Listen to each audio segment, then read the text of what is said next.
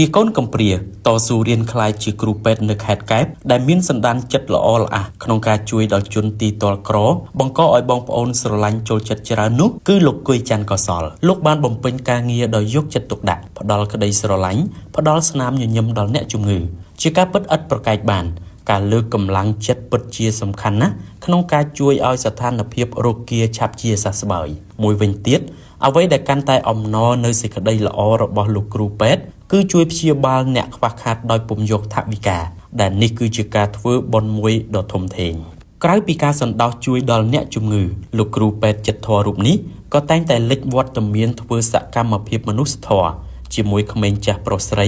ដែលមានជីវិតលំបាកគ្មានទីពឹងទុរគតនិងស្ត្រីមេម៉ាយជាដើមលោកជាកូនកំព្រាឪពុកសពថ្ងៃមានតែម្ដាយប៉ុណ្ណោះហើយម្ដាយជាស្ត្រីមេផ្ទះពុំមានមុខរបរអ្វីឡើយម្ល៉េះហើយក្នុងនាមលោកជាកូនប្រុសកតញ្ញូម្នាក់ប្រឹងណាស់ដើម្បីគ្រួសារបើទោះបីជាមានបងប្អូនច្រើនអ្នកប៉ុន្តែពួកគាត់ពុំសូវមានលទ្ធភាពធូរធារប៉ុន្មាននោះទេកត្តាដែលជំរុញឲ្យដួងចិត្តរបស់លោកគ្រូពេទ្យកោសលធ្វើសកម្មភាពមនុស្សធម៌ជាបន្តបន្ទាប់ដោយភ្លៀងរលឹមនោះគឺលោកធ្លាប់បានឆ្លងកាត់ការលំបាកនិងស្គាល់ពីរសជាតិជីវិតមួយនេះម្ល៉េះហើយ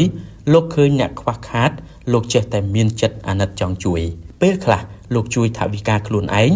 ឯពេលខ្លះទៀតលោកបានគៀកោជំនួយបានមួយចំនួនពីបងប្អូនសប្បុរសជនដើម្បីយកទៅជួយការជួយរបស់លោកមានច្រើនស្ទើរតែរាប់មិនអស់លោកគុយច័ន្ទកសលត្រូវបានអ្នកលេងបណ្ដាញសង្គម Facebook និង TikTok គោរពស្រឡាញ់ច្រើនរហូតមានអ្នកខ្លះប្រាថ្នាស្កាត់ជួបដើម្បីជូននេះជូននោះជាវត្ថុអនុស្សាវរីយ៍ថែមទៀតផងភាពជាគំរូរបស់លោកគ្រូពេទ្យចិត្តធម៌នៅខេត្តកែបរូបនេះត្រូវបានឆ្លាក់ជាប់ក្នុងបេះដូងមនុស្សដែលលោកធ្លាប់ជួយនាពេលកន្លងមកព្យាបាលដោយស្នាមញញឹមនិងផ្ដល់កម្លាំងចិត្តលើកទឹកចិត្តដល់អ្នកជំងឺចំពោះទិសដៅបន្ទាប់របស់លោកគ្រូពេទ្យចិត្តធម៌នៅតែបន្តជួយបងប្អូនទីទ័លក្រជាថវិកាក្តីជាសម្ភារៈក្តីដើម្បីសេចក្តីសុខសង្គមជាតិរបស់យើងមនុស្សធ្វើយ៉ាងណានៅតែមានការរិះគន់តួយ៉ាងលោកគុយច័ន្ទកសលបានលះបង់ប៉ុណ្ណឹងហើយនៅតែមានការលើកឡើងមួយចំនួនតូចថាធ្វើយកមុខឬសម្ដែងជាដើមប៉ុន្តែធៀបពិតតលតែមនុស្សមានដួងចិត្តទើបធ្វើសកម្មភាពមនុស្សធម៌បានការងារមួយនេះពុំមានអ្នកណាបង្ខិតបង្ខំឡើយគឺលោកស្ម័គ្រចិត្តនឹងពេញចិត្តធ្វើដោយខ្លួនឯងហើយការរិះគន់មួយចំនួនពុំមានការជះឥទ្ធិពលឬប៉ះពាល់ដល់អារម្មណ៍ផ្លូវចិត្តរបស់លោកឡើយដោយអ្វីដែលលោកធ្វើ